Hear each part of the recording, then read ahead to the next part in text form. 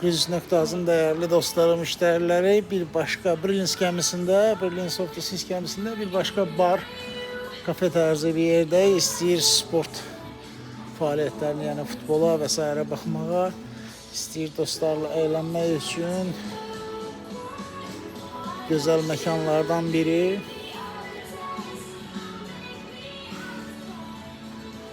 Və çıxışında da hemen gazinodur. Böyle bir gazinosu var. Büyük bir gazinosu var. Amerikan gemileri gazinoya üstünlük verir.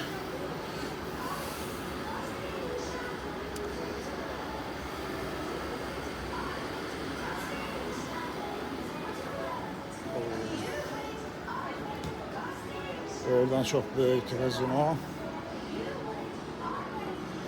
Diğer gemilerden.